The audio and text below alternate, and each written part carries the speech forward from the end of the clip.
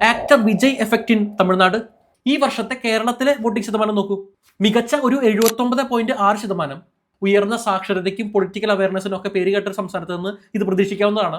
എന്നാൽ ഇനി ഒന്ന് തമിഴ്നാട്ടിലേക്ക് നോക്കൂ. വളരെ വലിയ ജനസംഖ്യയും കുറച്ചുകൂടി സങ്കീർണമായിട്ടുള്ള സാഹചര്യങ്ങൾ ഉണ്ടായിട്ടും അവർ രേഖപ്പെടുത്തിയിരിക്കുന്നത് ചരിത്രപരമായിട്ടുള്ള 85.1% പോളിംഗ് ആണ്. എന്തുകൊണ്ടാണെന്ന് പറയാം. അതിനു മുമ്പ് ഇത്തരം ഇൻട്രസ്റ്റിംഗ് കണ്ടന്റുകൾ ഡെയിലി കിട്ടാനായിട്ട് ഒന്ന് ഫോളോ ചെയ്ത് വെച്ചോളൂ. കേരള ജനസംഖ്യ ഏകദേശം 3.5 കോടിക്ക് മുകളിൽ ആണെന്നിരിക്കെ തമിഴ്നാടിൻ്റെത് 7 കോടിക്ക് മുകളിലാണ്. ഏകദേശം 7 കോടി വോട്ടർമാരുള്ള ഒരു സംസ്ഥാനത്ത് നിന്ന് ഇത്ര വലിയ പെർസെന്റേജ് കൈവരിക്കുക എന്ന് പറയുന്നത് വളരെ പ്രയാസകരമായിട്ടുള്ള കാര്യമാണ്. സാധാരണയായിട്ട് ചെന്നൈ പോലുള്ള നഗരങ്ങളിൽ ജനസംഖ്യ കൂടുമ്പോൾ വോട്ടിംഗിൽ മടുപ്പ് അനുഭവപ്പെടാറുണ്ട്. അപ്പോൾ പിന്നെ എന്തുകൊണ്ടാണ് ഈ വർഷം 2026 ഈ റെക്കോർഡുകൾ തകർന്നത്? ഇതിന് പ്രധാനമായിട്ടും 2 കാരണങ്ങളുണ്ട്. ഒന്ന് ഇമോഷണൽ ആണ്, ഒന്ന് ടെക്നിക്കൽ ആണ്. ഇമോഷണൽ ആയിട്ടുള്ള കാര്യം അത് വിജയ് ഫാക്ടർ തന്നെയാണ്.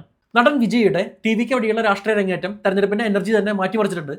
വിജയ്ക്ക് വോട്ട് ചെയ്യാൻ വേണ്ടി മാത്രമായിട്ട് വിദേശങ്ങളിൽ നിന്ന് NRIകൾ പറഞ്ഞെത്തുന്ന വൈറൽ വീഡിയോകൾ നമ്മൾ കണ്ടു. യൂത്തിന്റെ പങ്കാളിത്തം മുൻപെങ്ങുമില്ലാത്ത വിധത്തിലായിരുന്നു. തമിഴ്നാട്ടിൽ ഇത്തവണ 14.6 ലക്ഷം പുതു വോട്ടർമാരാണ് ഉള്ളത്. അവരിൽ പലർക്കും ഇതൊരു തെരഞ്ഞെടുപ്പ് മാത്രമായിരുന്നില്ല, ഒരു പുതിയ മൂവ്മെന്റ് കൂടിയായിരുന്നു.